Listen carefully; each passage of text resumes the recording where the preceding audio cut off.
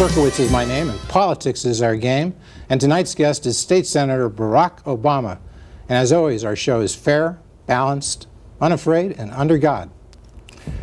Well, let's go. We'll come to more of an introduction of our guest, but for now we'll just say that Barack Obama is the state senator from the 13th district, has been that for, let's see, this would be your 6th year? That's correct. Okay, so just finishing your 2nd term, running for re-election. But the real question, Brock, that people are starting to think about is, are you going to run for the U.S. Senate in the year 2004? Well, we're looking very seriously at the race, and I strongly believe that we need a Democratic U.S. Senate to balance, I think, a Republican House and a Republican president. I think that Peter Fitzgerald hasn't served Illinois as well as we need. And I think that that's a winnable race for a Democrat. We're going to take a careful look at it and see how the numbers look, and probably make a decision sometime in the next 6 months. Right now, my main focus is to make sure that we elect Rod Blagojevich as governor. You're working hard for Rod? You betcha. Hot Rod? That's exactly right. I think that having a Democratic governor will make a big difference. I think that I'm working hard to get a Democratic Senate and Emil Jones president, replacing Pate Phillip.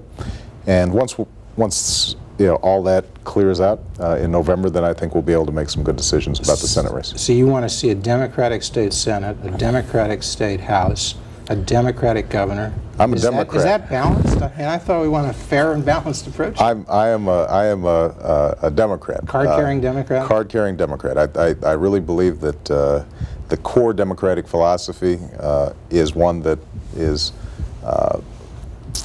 really helps working people, and hopefully we'll be able to make sure that we carry out a mandate in this next election in November.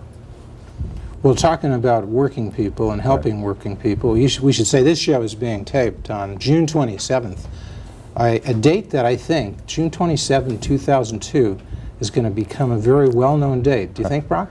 Well, I know you will remember it for many years to come. Well, people remember Brown v. Board of Education, 1954. They don't. I don't remember that date. I remember the year. Right. But I really think this is the most significant case in education since then, 48 years later. And some would say that case, Brown v. Board of Education, set in motion forces that moved, perhaps somewhat slowly, toward equality in terms of opportunity in education. Now, many say today's decision by the Supreme Court, June 27th, will similarly accelerate the movement toward equal opportunity in education as people have choice where they send their kids to school, as more people have choice. Some people have choice now. Right. What do you think? Well, I haven't read the Supreme Court opinion that came down today, so I haven't had a chance to look at the details of the case. And that's Zellman v. Siemens Harris, right? That's correct. Okay. Simmons Harris, sorry. What I do know is that the Supreme Court appears to have cleared away any constitutional constraints on the operation of voucher programs and the public funding of students attending parochial or religious or private schools. I think that the key question now with the issue of the First Amendment Establishment Clause settled is whether expansion of the voucher programs is good public policy. And I think what is healthy is that we will have a vigorous debate across the country, state by state, locality by locality, in terms of whether vouchers best serve the children of America. And I think that's a debate that both opponents and proponents of vouchers shouldn't be afraid of.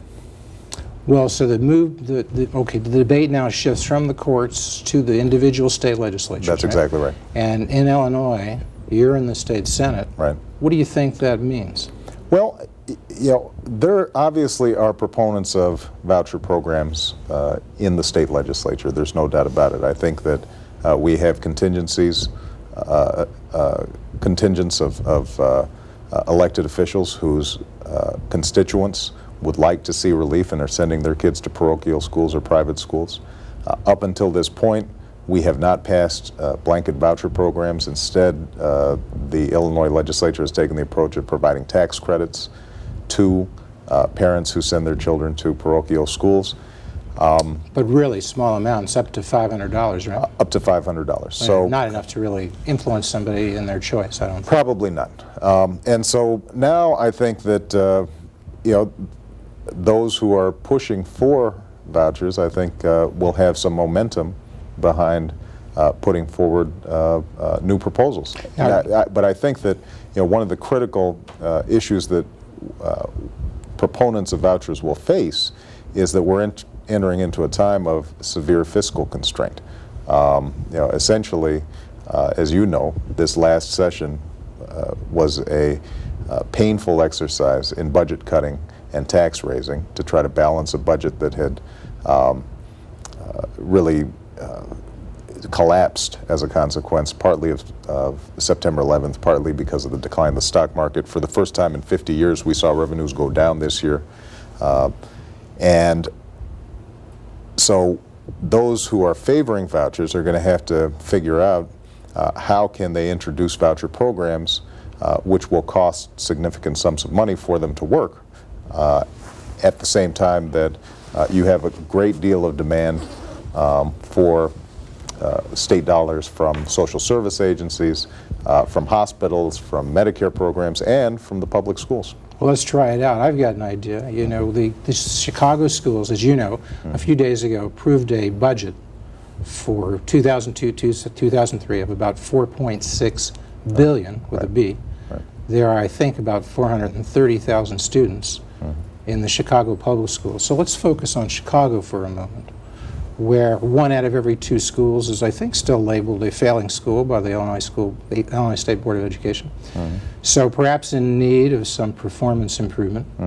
Why don't we take that $10,000 per student, $4.6 billion divided by 430,000 students is 10,000 plus, and make that available. I reach Won't happen. What? It won't happen. But here, I reach into my pocket, a symbolic $10,000. Right. Put it in my backpack. The state legislature says Democrats and Republicans join hands, bipartisan, and say, Won't happen. we really want equal opportunity of education. We don't want to fool around. $500 doesn't really help anybody. Here's a backpack, $10,000. I give it to you. You've got 2 kids coming up. I give it to you, Barack Obama. Would you like that choice of where you sent your 2 young daughters in terms of which school you sent it to? $10,000 per person. Jeff, I've Sounds like a good choice. It won't hurt. You want to hold that backpack? I have an impression that you've done this before. I have. But we never had. But we have removed the constitutional issue, at least the federal constitutional issue. You asked me whether I thought that it was going to happen, and my answer is that it will not happen at that level. And the reason is because you have a huge institutional legacy of public schools, children attending public schools, budgets. You're not going to suddenly eliminate the Chicago public education system and replace it with a voucher system. What you could do potentially, and my assumption is voucher proponents will be trying to take this angle, is to try to replicate the sorts of programs that have existed in Milwaukee, where essentially you say to parents whose children are in non-performing schools, you have an option given that your school is not performing. You can imagine that kind of legislation coming up. It will still be fought vigorously by the teachers union. How much do you think they'll offer those people in non-performing schools? Well, the full pro rata amount? Well, here's actually my general view on it, is that I think that vouchers are indefensible if you're not giving enough money. One of my concerns about vouchers generally is that there may not be enough money in the system currently to fully fund private school choice. The impression, I think, is that the minute these students take, let's say that $5,000, the parents take that $5,000 that you just provided. $10,000 actually. Well, $10,000 for 2 students, right? No, I'm giving you $10,000. I'll give you the pro rata share. We're spending. Here's the point. Right. Paul Vallis, Gary Chico, all those folks notwithstanding. If we had them here, and I had them out under oath, and I said, how much are we spending, including all costs, operating capital costs? Tell me, Paul Vallis, tell me, Gary Chico, and I know they're very truthful guys, Right. they would have to say what I just said, $10,000 per head. So but I give that to you, State Senator Barack Obama. You got 2 kids, you get $20,000. Jeff, let me finish, all right? You thought you were going to get a chance to talk on the show. Well, you know, it happens once in a while. The $10,000 that you're including includes bricks and mortar, construction, capital costs, infrastructure. Those costs are not going to suddenly be transferred to parochial schools. We're not going to have the parochial school system or the private school system is not interested in taking over the entire infrastructure of the Chicago public schools. We'll phase it out. Let's say $7,000 per kid. So that's the operating cost. What I think 7,000 to 8,000. What could happen? No, well, what the state provides is closer to 6. It doesn't matter. The whole thing. Some city, some state, whatever. And the only point that I'm trying to make is I think there are 2 major barriers to a voucher system. One is there in fact enough supply, right? Supply of schools. Okay. And one of the main questions that I think is going to be litigated and raised after after this case is, are private schools going to be willing to take in every single child that applies, right? And how does that work? Go back to the first question. Will the supply be there? Just remember Berkowitz's law. You've been on this show before. Demand creates its own supply. You teach at the University of Chicago where the free market, the bastion of free market economics. Not necessarily. I mean, the experience, there was an article recently in the New York Times about the experience of New York's voucher system with respect to special ed. And the fact of the matter is that there is a New York has a voucher system? It has a limited voucher system with respect to special ed students, and that's part of the question. I'm not saying I've got a definitive answer. All I'm saying is if you fund it correctly and you give people purchasing power, those 2 ifs, right, there will be the supply. That is not necessarily... Schools will arise to meet the demand. That is not necessarily the case, because the only way I think that you end up meeting the supply, and this is what's happening with respect to Edison and some of the other private for-profit institutions that are going in and taking over schools, there's a strong temptation on the part of private schools to target, just like any for-profit company would, to target those students that you can deliver the best product, meaning deliver the best education, at the lowest cost. Those aren't the toughest students to teach. Those aren't the learning disabled students. Those aren't the special ed students. And so we could pay them more for the special ed kids who are more expensive to deal with. Well, but the question is, do we have the political will to really fully fund those programs? We're doing it now. Well, no, but the fact of the matter is, across the state of Illinois, the problem for public schools is not at New Trier, right? Where those communities have the resources, and they're spending more than $10,000 per student, the public school system works fine, right? The problem for public schools typically is in poor areas. But I'm concentrating on the city of Chicago, and you've got that problem now. You've got special ed. You have all those problems right now. But there is no reason. We're spending on special ed in the city of Chicago now. There is no reason why the market won't necessarily replicate the same imbalances that currently exist with respect to per pupil spending and performance. Now, having said all that, I think this is a legitimate area for debate, and I think that it is going to be something that is going to be debated at the state level and at the national level for many years to come, and I look forward to the debate. Okay. And I'm also, willing to say that I am not closed-minded on this issue. So I think everybody should go into this with the basic attitude that the bottom line is, how are we providing the most effective education for students at every grade level and every economic strata. And if we're doing that, then we shouldn't be didactic or ideological about how to best deliver that. So I take that to mean, under the right circumstances, you, Barack Obama, possible U.S. Senate candidate from the state of Illinois, could support school vouchers and could even do so in your role as a state senator in the Illinois legislature. No, what you can take that to mean is that I am willing to listen to these arguments and see if they're, if I can be persuaded that ultimately kids would be better off, then you would support it. I would support anything that's going to be better off for the children of Illinois. Including school vouchers, if you're persuaded. Whatever's on the table, I think, has to be debated. Quite a concession. I'm going to quit while I'm ahead, and let's go over to Pledge of Allegiance. Yesterday, another major decision from the Ninth Circuit Court of Appeals, June 26, said that the Pledge of Allegiance is unconstitutional, violates the United States Constitution because it includes the phrase "under God." Right? That's you teach correct. con law. What do you think?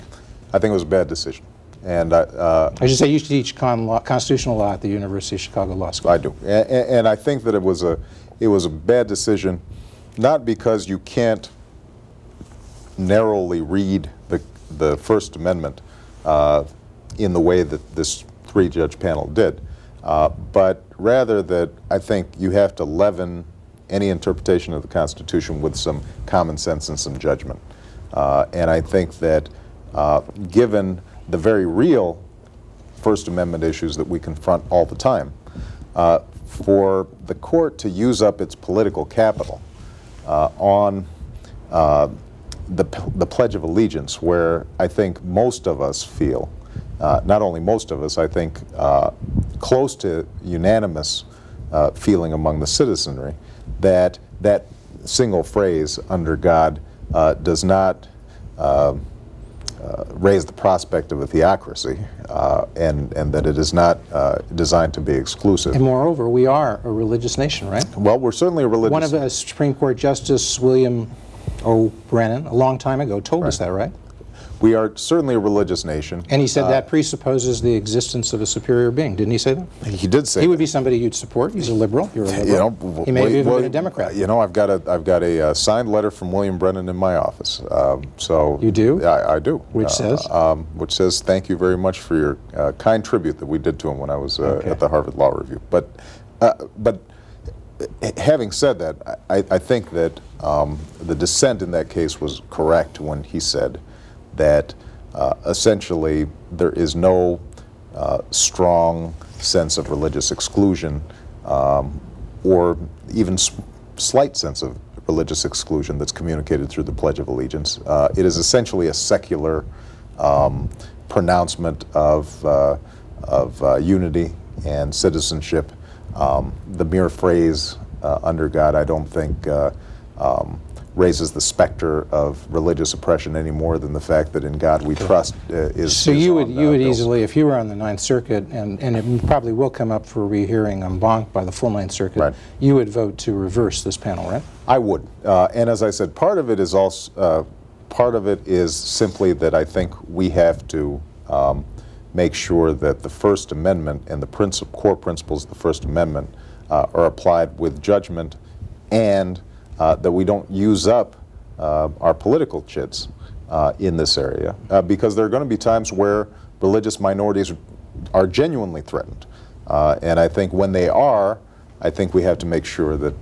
this isn't about protecting religious minorities. This is about protecting somebody who claims, the plaintiff in this case, claims he was an atheist. Well, I understand. And claims his child was somehow constitutionally offended by having to sit there and not even participate in the Pledge of Allegiance. And I agree, by the way, that let me give you a very specific and current example. I generally agree that we should not have school-enforced prayer. And the reason for that is to protect not only religious minorities, but also atheists. Okay. And I think that's a very... But this is a school-enforced Pledge of Allegiance to the country, the United States of America, exactly right, which you take no exception to. That's exactly right. Even if it says "under God." Even though that phrase exists. Okay. Terrorism. You want to run possibly for the United States Senate. Mm-hmm. Tell me, has the United States been doing the right thing, the administration, the Bush administration, with the support of the Congress, since September 11th in dealing with the terrorism issue? I think we've done some things well. I think we've done some things poorly. I think generally the execution of the war in Afghanistan exceeded, I think, expectations. I think that the Bush administration has been effective in building a multinational coalition around opposing terrorism. I think the fact that, for example, something as tricky as getting Pakistan supportive of U.S.-led efforts, I think, has been impressive. I think that we have not been particularly effective in coordinating our domestic security apparatus. There's been a lot of hype surrounding Homeland Security, but it strikes me that there has not been the sort of organizational cohesion and dispatch. Should the new department, the new proposed Department of Homeland Security include in some way coordination of the FBI and the CIA? I think that's absolutely vital. I mean, I think the core in terms of Homeland Security has to be that the FBI, the CIA, the INS, all these various agencies communicate effectively, but not necessarily report to the cabinet person heading the Homeland Security Department. You know, what does appear clear is that coordination, I think, implies that at some point information filters up and is analyzed in a central place. Now, that doesn't necessarily mean that there's one single person who has absolute authority over that information, but I think that has access to that information. Access to information, I think, is absolutely vital. And I think that the Bush team has generally been lax in that regard. Well, what about, you know, we talked in the past when you've been on about your proposed racial profiling legislation. Right. I know that's something of significant interest to you. Right. What about the so-called ethnic profiling that is being proposed to some extent in dealing with people as foreigners, as certain foreigners, as they come into the country, in terms of fingerprints, in terms of pictures? Not all foreigners will have to register in the same way. Right. And interestingly enough, Saudi Arabia, 15 of the 19 hijackers, Saudi Arabian nationals, they're excluded from what I've just described. Yeah. But I think Syria and a few other Middle Eastern countries are included. What do you think? Well, some people would say it makes a lot of sense to concentrate our resources as we screen people. Well, I think, first of all, you just made an important point. Saudi Arabia, for example, is excluded, which indicates that politics is driving this more than effectiveness. Or diplomacy. Or diplomacy, whichever way you want to put it. Second point is that we're having enough problems keeping up with the information that we already have. And so it's not clear to me that fingerprinting, without the kinds of structures in place to actually track students who come in with visas and so forth, is going to be particularly effective. It appears more symbolic. The third point that I think should be pretty timely for us to think about here in Chicago is the fact that the latest purported terrorist sympathizer was a Hispanic gentleman whose original name was Jose Padilla, which also indicates that if we're targeting a particular ethnic group, we're not necessarily going to be effective. Well, we're not going to catch everybody. But would you agree that in some cases it makes sense to engage in some types of ethnic profiling when you look at the right parameters? That is, you do it rationally. I think in the past when we've talked about it, you said using race and solely race is not a good idea. That's right. Race as one of several factors, depending on the circumstances, might be permissible. And same thing with ethnicity, right? And I think that the same thing applies. Okay. You know, if the proposal was that we are going to be on the lookout for single young men who don't seem to have a clear purpose as to visiting this country, right, from overseas. And one of the factors that we put in place is the country of origin, along with other indications of suspicion. That might make sense. Okay. That's not right now what's being proposed. You would broaden that, broaden the screening to include ethnicity as one of other factors. I think you have to not just broaden it, but also narrow it. I mean, I think you have to broaden it to include a whole range of individuals from other countries, not just the particular countries that have been targeted, but I think you also have to narrow it in terms of making sure that there are other indicia of potential terrorist activity. Which would be? Well, as I said before, you know, part of what I think we need to be looking at is, why are you coming into the country? Are you visiting relatives? Do you have some reason? Sort of purpose in terms of entering the country? Well, while we're on ethnicity and race and so forth, let's talk a little bit about race in the U.S. Senate race. Your decision whether to run or not is obviously going to be affected by what Carol Moseley Braun decides to do, right? Do you want to be known as somebody who's a bright, articulate, accomplished black state senator, African-American state senator? Or do you want to be known as somebody who's a bright, accomplished, skilled, qualified person, to state senator who's ready to run for the U.S. Senate. Now, how much should race come into this consideration? I think anybody who runs for statewide office, any statewide office, I think for that matter, anybody who runs for any office in Illinois has to run on the premise that they are running to represent every single voter and every single citizen in the jurisdiction that they're representing. So when I think about running statewide, my plan is to represent everybody, and I think that is my premise, and that's going to be. But in terms of making a political calculation, you do need to look at whether Carol Moseley Braun runs, how many blacks can run in a primary. There is no. Are those legitimate ways of putting it? There is no doubt that ethnic, tribal politics still plays a role in politics, not just here in Illinois, but across the country. Whether somebody's Irish or Jewish or black or whatever, or Hispanic, it's always going to be a factor. It's still a factor. I don't know if it's always going to be a factor. It's still a factor, and I think that, you know, the basic calculation you have to make is that your ethnic base is supportive of you. Certainly, that's something that you care about. But I think that anybody who's just relying on ethnicity as a means of getting elected is doomed to failure ultimately. You know, politics is a game of addition, and I think one of the strengths that I bring to bear in any political process is my ability to form coalitions between a broad range of people. Okay. We're going to continue to speak as the credits roll, but I want to thank State Senator Barack Obama, Democrat from Chicago, possibly U.S. Senate candidate in the March 2004 primary. That's a long way to off. run against Senator Peter Fitzgerald. And we'll give you a bit more background at the end of the show. We didn't give it earlier about Barack, who said he a Columbia undergrad degree. That's correct. Harvard Law School, president of Harvard Law Review. Yep. Currently teaching several classes in several areas at the University of Chicago Law School. That's correct. Practicing as of counsel at the law firm of? Minor, Barnhill, and Gallup. Okay. And thinking of running for the U.S. Senate, and of course you live in the South Side. You live in Hyde Park. Hyde Park with his wife Michelle and several young daughters. That's Two right. young daughters. Two young daughters.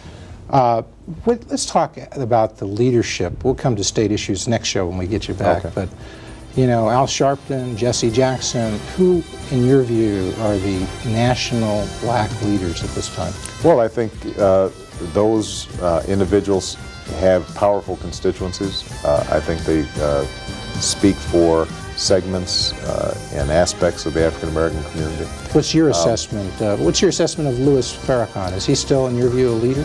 Well, you know, I think that he has a following. I think that. Are you critical of him, or are you approving? I think the important thing.